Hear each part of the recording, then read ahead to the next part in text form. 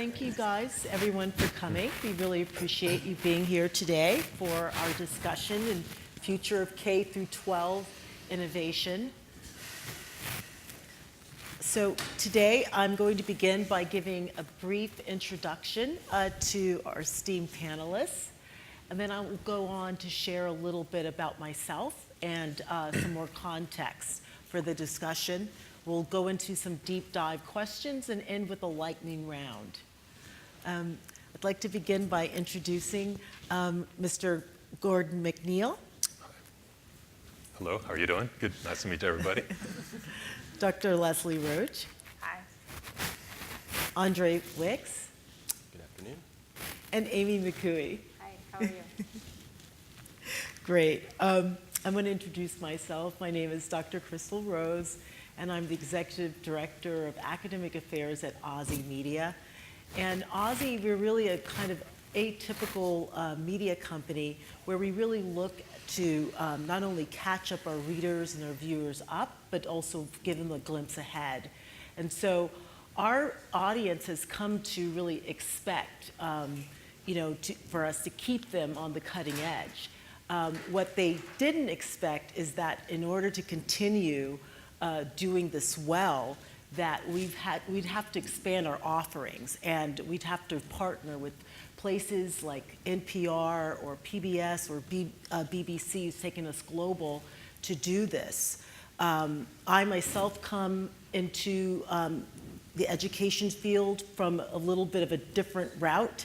My background, I'm a medical researcher, but about 10 years ago, I was invited to participate in a program at some early adopter schools to work with students in diverse fields.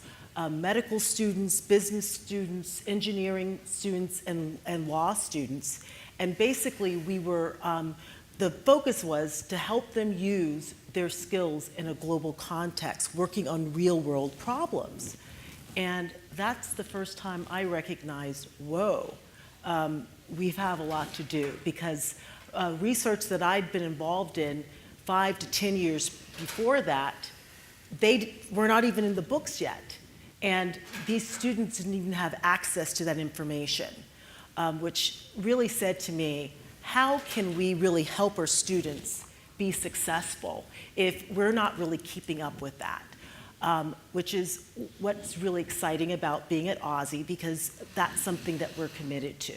I'm going to share a little bit about our focus for future of innovation, K through 12. When I first, started thinking about this, the thought was K through 12. What's innovation? And the Webster Dictionary says, it's something that is new, or it's an upheaval, but it also says it doesn't have to be an invention. And so with that in mind, with my studies, my research, I believe that we are upon the innovation of K through 12, we have something called the Internet of Things, but there's something now that I'm calling the people-ness of things. And there within will be the change and the innovation that we're going to need to have. And so teachers, it's a 0.8% chance that robots will overtake them, right? That's one of the lowest. And so within today, we're going to examine some really key ways that schools like yours, or schools that are using and can use to really transform and innovate their schools. I would love to next talk about innovation and education is taking place not only inside the classroom, but also outside the classroom. So we need to all do our part and give the space for that. For example, OZY, we have paid internships, and some people might say, oh, why would a startup give paid internships? Well, part of it is our missive, which says, if you give an opportunity for students, it's not enough for them to just go to school, go to college, and be gainfully employed afterwards if they don't have relevant experience. So it's really important for internships to be a part of that. Or we have something that we call the OZY Genius Awards. It's a platform where we give out 10 scholarships of $10,000 every year to students to help launch a big idea into life. And so it's our belief that all students are inherently genius, and so providing a platform for them to express that is part of what we need to do. I'm going to lead in for the questions for our panelists to give you a little antidote and to consider. Imagine that you are about to take on a new job that's very difficult. You have a lot to learn, but you're going to have an orientation to help prepare you for that job. And then once you go to the orientation and you see that there's, it's pretty rigorous, you finish and you're starting the first day of your job, and then you recognize that what you learn in your orientation has not prepared you for your job. And that's, unfortunately, is kind of a metaphor what happens to a lot of students today. And so what are some of the things that we can do for the future of innovation for K through 12 that can change that? Yeah. So I'd love to start off by asking, what does the future of innovation K through 12 mean for you? Yeah, well, number one, thank you for having me here, and thank you to all of you for coming today. I think, the lunchtime panel, how many of you saw the lunchtime panel with a few of yeah, so most of you were there. And I was kind of like, wow, they're kind of singing in my language here a little bit. I love your scenario that you just threw out. We hadn't prepped that, but hearing it, I'm like, it's actually pretty good. And I think at Sage Hill School, we're a private 9 through 12 co-ed school. And I realize, our funding model's different. There's a lot of things that we do that are different than maybe a district or another organization that gets it through government funding. And one of the things that we looked at, and I've been there since the school opened, so it's been 17 years. And, we came in and we said, well, what do we want to do differently? And one of the nice advantages, was that there was nothing that existed. So we did things like we got rid of there are no bells on our campus. Kids go from class to class. A lot of it is project-based learning. Kids, are approached with, hey, here's a problem to solve, go solve it. And the scenario you just mentioned, really is what we're trying to avoid. So for example, this year I ran TEDx for our school. We invited 6 speakers. That was entirely student run. I ran it in my role as a president, but I had 15 kids on a panel, and we presented them with a problem. The problem was we were going to run TEDx in 9 months. Let's figure it out. And we gave them all access to everything they needed, and they had to go do it.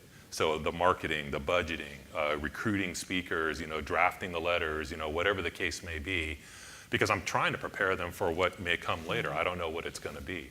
We think that artificial intelligence and that technology is going to replace a lot of the jobs that are out there today. So that panel at lunchtime, what I heard them say, and it might have just been my own bias hearing it, but what I heard them say was, basically in a sense that we need to prepare our kids to have all those skills to adapt and to adjust accordingly. And so the only way I know how to do that is not to give kids a bunch of information. It's actually to back away as much as possible and give them projects and things to work on that they have to solve themselves. So everything we do, whether it's service learning, clubs and activities, student leadership, from year to year, that's all handled by our students. The administration and the faculty don't do any of it. We have the students lead the next generation of students because they have to learn those skills. So that's kind of how we see innovation and some of the things that we're working on. That's really good, thank you. Leslie? I'm from a large, comprehensive high school, neighborhood school. And I guess I would echo a lot of what Gordon said. I think innovation in schools is going to look like really rich, unique learning opportunities that replicate what it's like to work in the real world, I guess. It's probably a little bit overused. I think the challenge is currently when we talk about the future of innovation, right now there are innovative lessons, innovative classes, innovative schools. but to really, from an equity point of view, to look at how we create innovation and give all of our kids in this nation access to those kinds of really rich, important learning opportunities is the challenge, and probably requires some rethinking of especially public schools, which maybe includes some of those structures that are currently in place that can be a hindrance to providing those opportunities. I mean, bell schedules and calendars, and not to mention all of the, being afraid to be sued all the time if you do anything that's like outside of the box at all. So I guess I would say that it's overall providing real learning opportunities where kids are doing projects and taking responsibility for their own learning. But I guess the greater challenge for me is thinking about how does that happen system-wide, because really thinking about it shouldn't be just for kids who are in this class or in this program or at this school, but as a country we have a responsibility to these kids to do better than the education that we've provided. And certainly in California, we have that need pretty significantly. Andre? Yeah, so I laughed when you talked about getting sued and being afraid of that, because on Friday, I got threatened to be sued. Oh, no. My parents got, yeah, and it is kind of funny because there's no merit to it. But anyway, I digress. Again, my name is Andre Wicks. I'm from Spokane, Washington. You know, when I think about the future of innovation for K-12 education, I feel fortunate to be drawing off of a pretty unique experience in my school district. I've been there for 22 years. I've had the opportunity to be a classroom teacher at the elementary level, high school level. I've been an administrator at all 3 levels, and also spent 3 years at central office leading a collective impact initiative focused on the poorest zip code in Washington. For me, when I think about the future of innovation for K-12, I really think about it from a systems perspective. I also think about the need for the K-12 system to be innovating at the same time and alongside other systems embedded throughout the community. And so what I'm thinking about is my experience in leading the Zone project. That was the initiative that I led. The innovation that initiative inspired was this cross-sector planning, thinking, looking at data, sharing data, cross-sector projects, because the customers that we serve in our K-12 system are the same customers that all of our other systems throughout sectors are serving in our community. My name is Amy McCoy, and I'm the CEO of Level Up Village. And what we're doing at Level Up Village is we are attempting to globalize the classroom by connecting students around the world in a one-to-one partnership through STEM classes, which provides them with the 21st century learning skills they need to actually be ready for the global economy. And when we connect the students, we connect the teachers. The reason I bring that up is because innovation, I think, and especially the future of innovation, I think needs to back into the honesty realm a little bit more in terms of a little bit what you were touching upon. There's so much fear in actual innovation, and it's so uncertain, and the outcomes are just not definable. I mean, think about the antithesis of a rubric, and that's what innovation is. And it is very difficult because we're taking a classroom in Harare, Zimbabwe, and connecting it to a classroom in Oklahoma City, and that's an apples to oranges, and we're trying to make it apples to apples. And what we get a lot is that fear around innovation, and that, like, well, wait a minute, my partner didn't send that back to me, but these other 6 partners did. And so I think I'm lucky to be on this panel with this group, because these schools, you know, have such energized students who are really interested in success, and I think that we'll begin to follow the students around innovation, because they are learning, and you're talking about the systems that they're bringing into the classroom already. They're learning the how before we're even ready for it. They haven't been growing up on textbooks, so they already know the how, and they're actually bringing it into learning more. Thank you so much for that. I think that's a really good point in that, they're learning the how. And it kind of reminds me of like an fMRI. When we first started using that, we looked at only a certain set of data, but now we're looking at that and we're getting a whole new set. So sometimes it depends the way that we're going to look at a certain set of information or processes. I'd love to ask you, Leslie, especially today when we're thinking about teachers and teacher turnaround.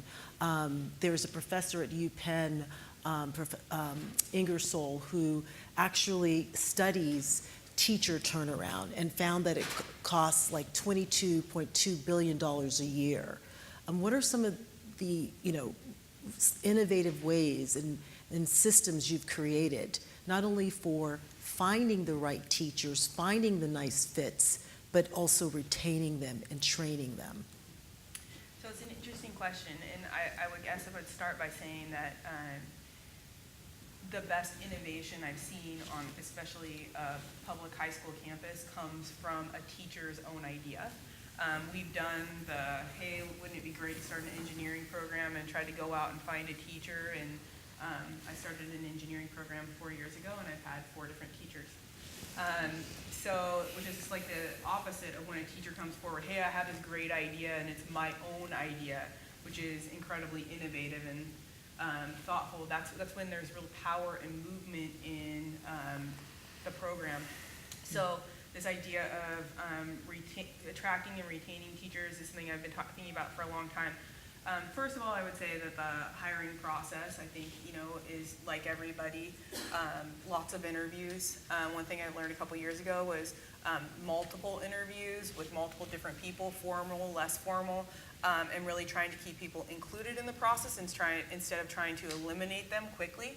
I started now doing an initial 10-minute interview, because there are people that you're like, yeah, no. I can't even do the half hour. Not to be judgmental, but then after that, really pulling together teachers at our school. The teacher is going to have to work together with a department, and my English teachers work with my history teachers intimately. They're partnered together, so it's really important. But I think the thing that changed things a lot for me a couple years ago is we started doing, I call it the teach off. And it's a typical, have a teacher teach a lesson. But that was kind of one thing when they were doing it in front of us. But actually having a teacher do a lesson in front of kids has been really telling how kids respond to them. But that's one thing, to have them teach a lesson. To me, the power is in, after that, their reflection on it. Hey, what happened? It's super mean to do to somebody, to put them in front of 30 kids that they don't know and teach a 10-minute lesson. It freaks them out.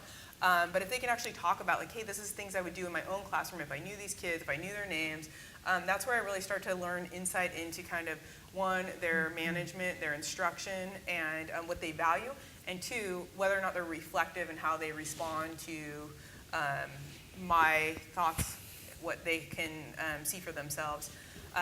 But in 2016, I let 7 of my 90 teachers go. I called it was not a pretty year, and there was a variety of reasons for why that happened.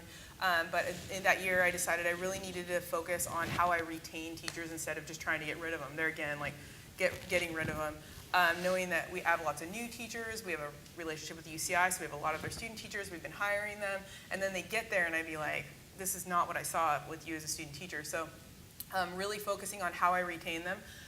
In California, all new teachers have to do induction, BITSA. They all have a BITSA support provider who observes them. They go to meetings and they go to little workshops and things together. We always assign them a mentor, so typically the teacher next door who can do the hey, this is how you take attendance or whatever. It was the pep rallies, where you go, whatever, all those kinds of business things. But one thing that we started a couple years ago was this kind of new teacher academy. And I have one teacher on campus who came to me and said, hey, I think we need to do better. We had been talking about doing better to retain our teachers. So he started a coaching program where he's bringing my new teachers together. And that's new to my school or new into the profession. He brings them together about every 3 weeks, and they talk about different kinds of issues at school. But he started just walking them around and doing kind of instructional rounds with them. So him actually sitting with them to say, like, okay, what did we see in this classroom has been really powerful for them. New teachers especially have a master teacher that they bounce things off of every day, all day, and then the next thing is we drop them in a classroom and, like, I don't get why you don't do this better. So not only is he doing instructional rounds with them, but he's observing them, they're observing him, he's giving them lots of feedback, and we recreated our evaluation model. So now all of my assistant principals have departments, but I have all the new teachers. So they have their induction support provider, their mentor, Brian, my guy in charge of this little academy, assistant principal who's in charge of their department who serves only in a coaching role. So they're going in, I tell them, hey, ask the assistant principal to come before I come, and then me evaluating them. So I feel like I can't give them, I've tried to just, every single thing I can do to make them successful, and then if they're not successful, I know it's probably not gonna work out. But since then, I've retained all of my teachers. This year's not over, but the slaughter of the 7 that year was not pretty, and I don't ever want to do it again. Yeah. Yes. Can I jump on this? Sure. Just to dovetail off of that, thank you for that. You have me thinking about some of the significant changes that we've made with our hiring practices. So if your leadership team is like our team, we spend a significant amount of time visioning. Like, what's the vision for our school? Easy. We want to become the highest performing high school in Washington State. Boom. And then now, how are we going to get there? We spent a lot of time selling that vision to our existing staff, but one of the things that we decided, since we spent so much time and we really feel confident and solid with what our vision is that we want to hire teachers that believe in our vision. We kind of, tossed the status quo questions that you might typically ask in an interview, and really we center a lot on, what's the emotional intelligence of this person? How well do they connect with our vision? We actually give them the opportunity to bow out if this is too big for you, if it's too, if you don't jive with that vision, that's okay. But even little things like we pay attention to, how do they interact with the secretary when they come in? How do they, if they're passing by kids in the hallways, what do they do with that? So those are things that have been really effective for us too. And so those are really subtle. Some of those things are very subtle, but they end up really being ultimately important, you're finding. Absolutely. And I'd actually like to ask you a question, Andre. When we're talking about the paradigm shift in the way that we look at students, moving from sort of weakness-based to strength-based, right? Instead of saying, students that, are at risk, you're calling them at promise. And so that whole sort of mindset really is a paradigm shift, right, in the whole perception of students. How have you found in using that approach to really recruit the strength in communities? Yeah. Especially when the communities may be, lower income as well. Yeah. So how do we recruit the community to be part of the vision, essentially? Yeah. All right, this is very profound.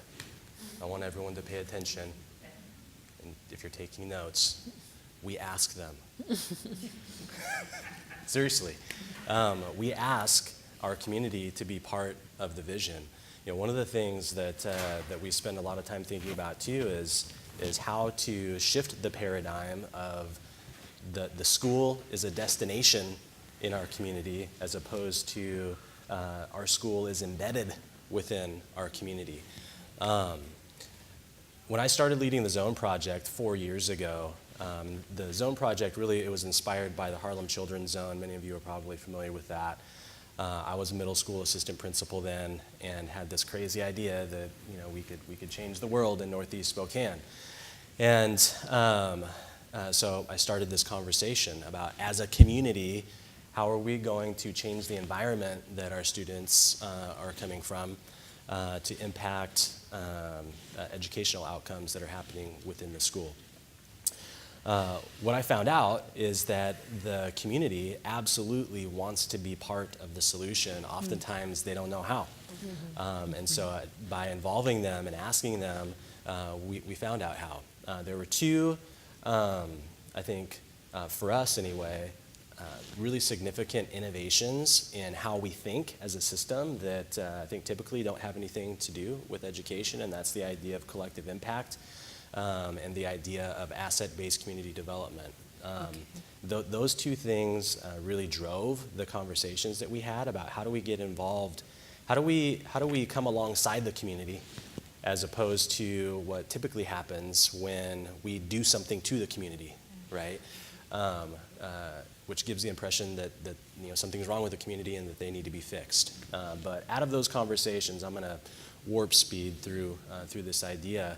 But what came out of those conversations were this idea that the business sector, the private sector, the health sector, the education sector, housing, public safety, we all have assets to put out on the table. And so kind of figuratively speaking, we came together at the table, we emptied out our pockets and said, this is what we have, what can we do? As an example of what we were able to do with that, and this involves students too, it's super important to involve student voice in this and troubleshooting and creating solutions for our most complex social issues.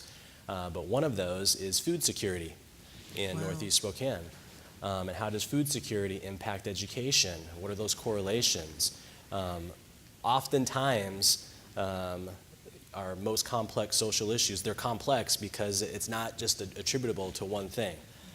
So if a kid's coming to school hungry, it's probably not just because they didn't have food in the cupboard. Maybe the parents are unemployed or incarcerated or whatever the case may be.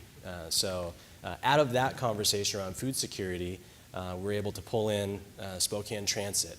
We created a mobile market out of this conversation where a bus, a city transit bus, actually was retrofitted. It's making stops at low-income housing locations within the community.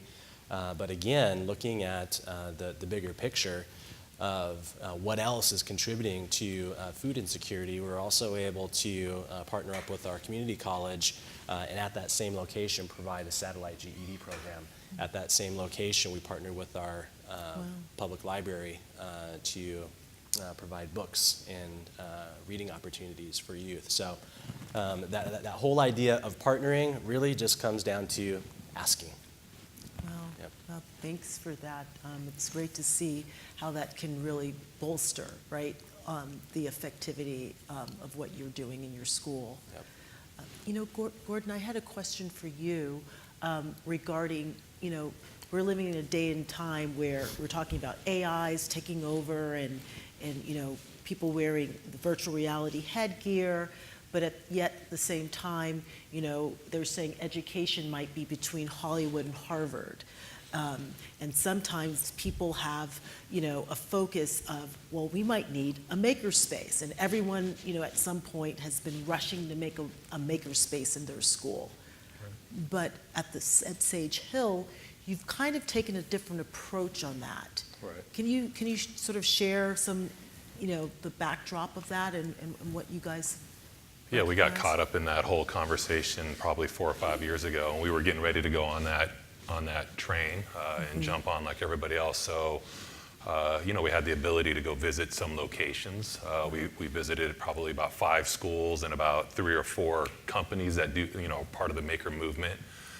And, we walked away impressed. There was a lot of good things that were happening. But one of the things that we noted over and over again, we were asking, well, who's using the space and how frequently?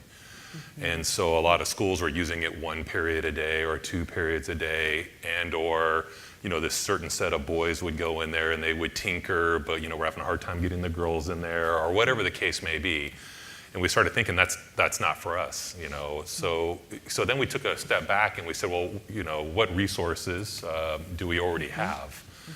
Some of it had to do with the community and some of the organizations. Our parents have jobs where they work and things like that. And I'll talk about a whole internship program that was born out of that. But just on the makerspace alone, we went out and we looked at, well, wait a second, we have a working theater that's got lights, sound, all of that going on. Never mind the woodcraft stage, to build the sets, right? Well, that's the maker movement, so let's hold on before we start making that. Well, wait a second, we also have a robotics team, and they're going and using a space on campus. It's not a makerspace, but they're building parts. They have a few little machines. They go off campus once in a while to complete other projects. Well, that's a makerspace.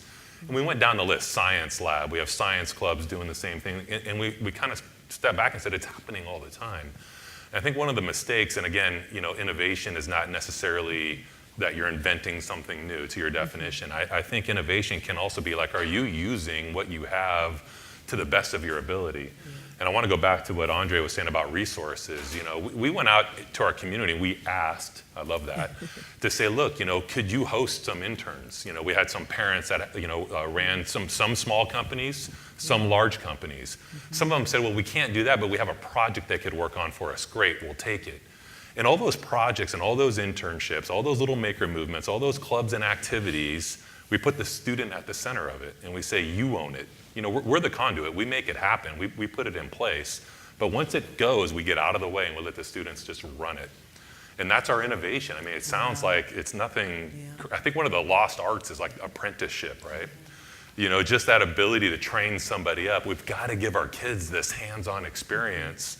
Otherwise, they sit in a classroom all day long and stuff's being thrown at them and they just turn off. If they can be involved, if they can be engaged, if they have a say in where it's going, if they can play in different parts of the school, and if it's happening all the time, all day long, some pretty cool things happen. So that's how we approach the makerspace. It's more like it's around campus everywhere. I love that. That's sort of decentralized at one point, but definitely giving, sounds inclusive as well. And, speaking of an inclusion, we're living in, more and more a global world. And Amy, I don't know if you've read recently in The Atlantic, I think her name was Natalie Wexler, and she wrote an article, why hasn't our test scores risen in the last 20 years? And the concern was, with all the focus on the reading and the writing, it's not just, these processes that are going to allow us to succeed, but it's more or less the ability to connect dots. And so, especially with Level Up Village, sort of providing that sort of a more of expansive sort of approach and a global sort of viewpoint. Do you see that as allowing people to connect the dots? Yeah, I mean, actually, I was just listening to what you two were saying, and in my head, I'm thinking, there is our future. We just take that global. So exactly what you did in your communities, we take it out to the global community. And what Arnie Duncan was saying this morning, and it would be great if I could get him just come back and say that again, but what he was saying this morning was, our democracy right now depends on students connecting with other students outside of their community. A lot of why the march happened was because the Parkland students were connecting with students in Chicago, and they were connecting with other students.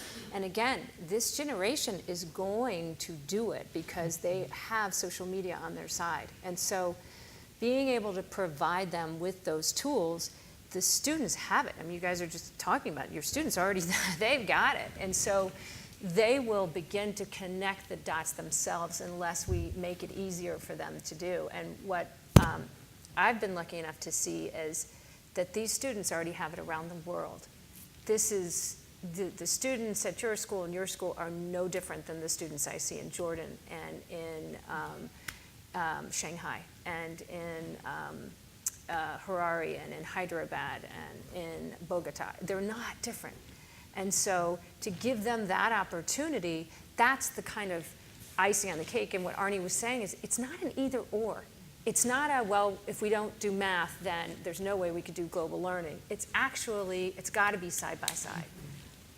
We've got to start blending these subject areas instead of looking at them all so separately, right? That's the age-old issue. Yeah. Can I jump in on that Yes, a little bit? please. I think one of the issues that a lot of schools have is, just around their schedule and time, right? Sage Hill, again, we were fortunate enough to not, to be born in the last 20 years and to kind of come in and let's be intentional about it. And we've created all these spaces in our schedule. You know, we have conference hours, you know, where kids can just go check in with professors. We have a thing called X Block where they can meet as clubs and activities. We have one day a month, the whole school shuts down to do service projects, which are about connecting with other students from other communities and doing projects. We end the school year right at the end of AP exams. We still have those. And you know, that last 2 weeks is all experiential learning. It's all, you know, okay, what are the teachers' passions? What are they interested in creating? What are the students interested in leading? And then we let them go. And it's all hands-on experiential, right? And the kids just come, no grades. It's all just about, you know, can you show growth? And they blog about it, they write about it. And we try to measure it in the sense of, is their growth happening? We're really looking to see if they're developing skills like critical thinking, you know, which is connecting the dots. Yeah, you know, the 5 C's. Communication, Right. character, compassion, creativity. The other one that, you know, never gets named, but I think is immensely important is confidence. You know, Yeah. do they feel like they can go out and do something? Absolutely. At lunchtime, they were talking about, one of the ladies mentioned lifelong learning, and I'm all, that's it. We all say it.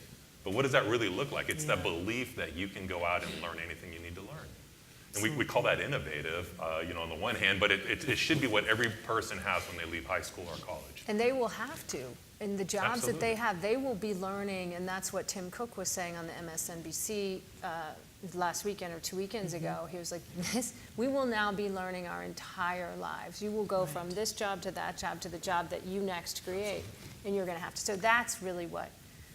But it seems too, though, kids have it. They already have it in them, kind of like what you were just saying. They are unfiltered a little bit. That's what makes it super fun to work with teenagers who can otherwise be super combative and weird.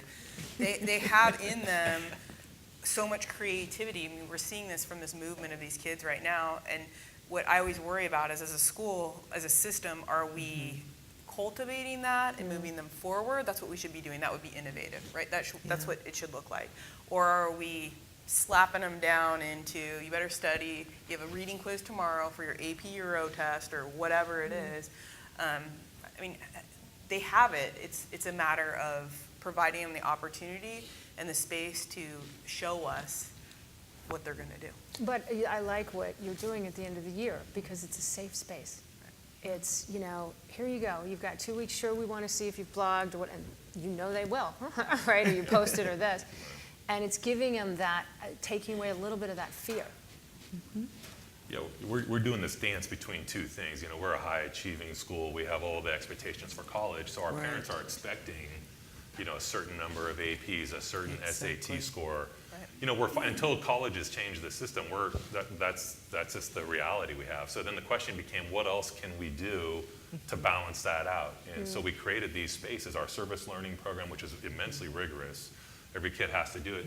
You know, we give them the opportunity. Some of those projects that they create fail.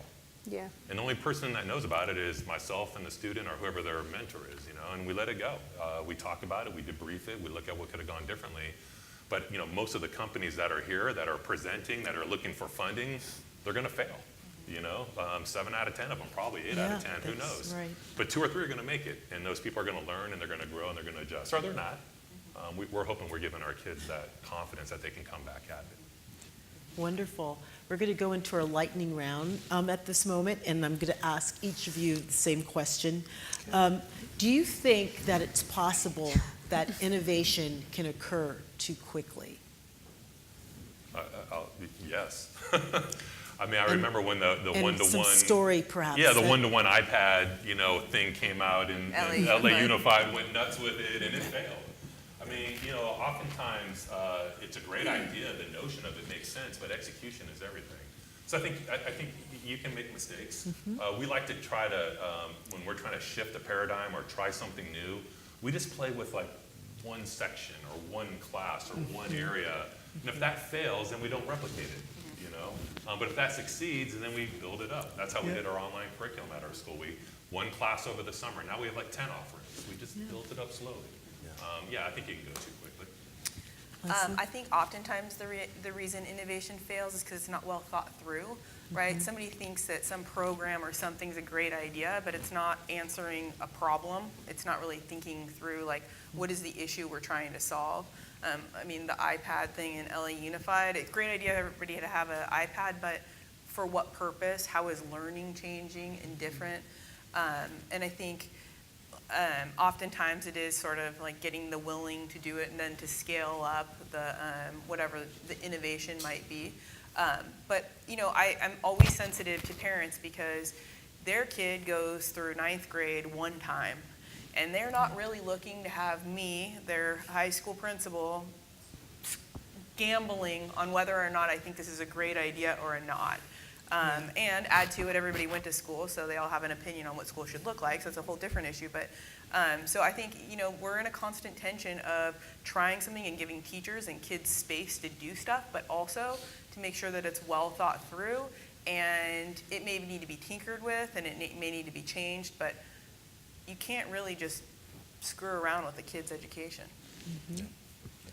I think there's times when innovation fails because it's not well thought through. Something was wrong with the plan.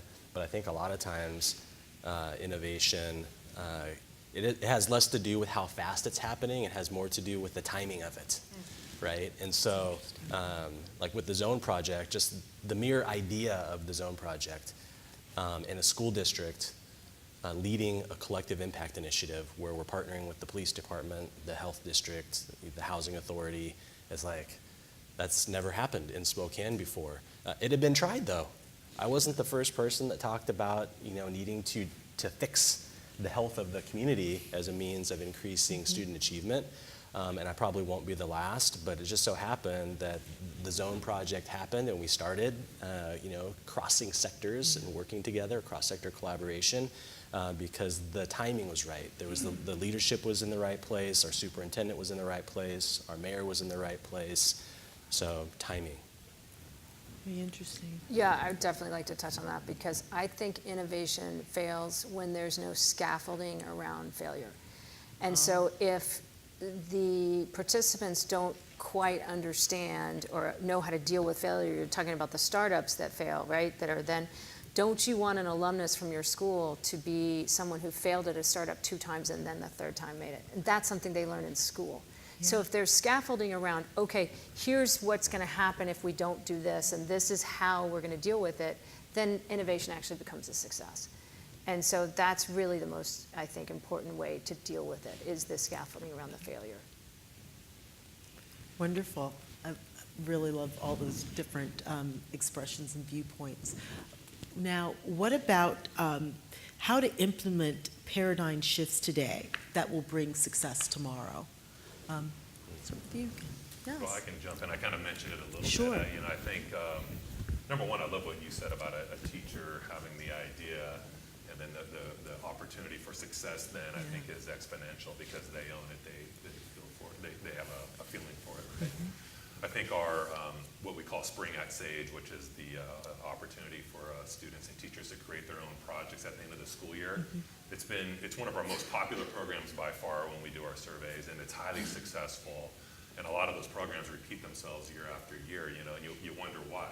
Well, the answer is because the idea was grassroots, the notion of it. So I think anytime you can shift something and you can allow your faculty, students, parents, to be part of that iterative process, I think you have a better opportunity for success. And then the other part I would throw in there is, and then play with it in small little areas. It doesn't have to be a wholesale change. The other nice thing about that little program that we have is that if it does fail, it just goes away. It's not on your transcript. It's not going to mess with their whole freshman year. It was a 1 or 2 week experience. And if it's really good, you can just scale it up. And maybe it turns into a class that you run the whole semester or the whole year. It just depends, right? But I think the ownership, who owns it, is a big part. I would agree. The ownership of it is so important, the kids or the staff. I think another thing that's super important is just people being able to see something differently, right? High school teachers can be really in their classroom, and they were, number one, went to school and they learned this way, they went to teacher education and they learned that way. And then when you give them and you provide them the opportunity to start to see something different, then they can start to think, okay, well, I see that you're doing that in that class, so I could take that and I could do that in my own room. We started a forensics core program this year. Our kids are in this 3 classes, forensic psychology, forensic science, and this ethics and law class. I think I might be making little perfect criminals, which is a different issue. But this is the first time we've really created and developed a honors level class outside of AP, trying to provide a more authentic learning environment, not just cram for a test, which we could get into a different day. But these teachers were super into it. They love working together. They're all really bought into their subject area. And so these kids are just thriving in this environment. I mean, they're out there looking at blood spatter and then arguing good versus evil. I mean, it's crazy. Reading Dante's Inferno, it's nuts. But what's come of it that's been super cool is other teachers are now saying like, hey, you know what? I'm a sociology teacher. I want to partner with a stats teacher. We could do this. And it is a scheduling nightmare. My assistant principal hates me and is now leaving as a result of it. But not as a result of it, just kidding. Other teachers are saying like, okay, I see how that might actually happen. And so now I can take that and I can start to develop my own thing. And I think that over the next few years, we'll start to develop more and more of these cross-curricular, but project-based and more rich learning opportunities for our kids. So I think it sort of catches on, it's a little contagious, I guess. Yeah. Andre? Yeah, shifting paradigms is interesting. Yeah.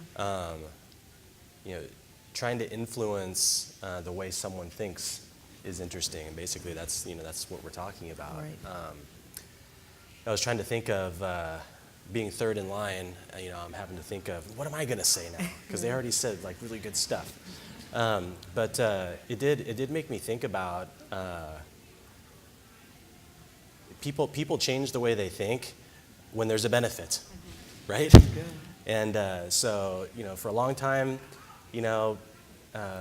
millions and millions of people smoke cigarettes because it's great, right? And then, no, it's bad. So lots of people stop smoking, right? So I think as leaders, as teacher leaders, as building leaders, as business leaders, it's really about harnessing the power of influence that we have to be able to effectively communicate what's the benefit of shifting this paradigm. I think a lot of that has to do around, I don't know if you're familiar with Daniel Pink. His theory of motivation really hinges in three areas: purpose, mastery, and autonomy. And when we provide people, the space and the conditions to be able to do those things, shift happens. Shift. I got that. That's very good. Thank you. Amy, I can would you just round us off? really quickly say, because these have been incredible answers, if you truly are buying into a paradigm shift, you don't actually know what the success factors are. And I've been looking at this logo a lot in the last few days, and it looks to me like that's how many success factors could come out of a paradigm shift. You just don't know. So Yeah. you really have to, and the timing is important, because I can't tell you how often in our classes, a student won't talk about the experience, and then 6 months later, a teacher will say, the student comes up and says, well, okay, I met someone from Egypt, now I want to meet someone from Pakistan. When are we doing that again? That you just don't know. And so you just have to keep your mind open to how many success factors there actually could be. That's great.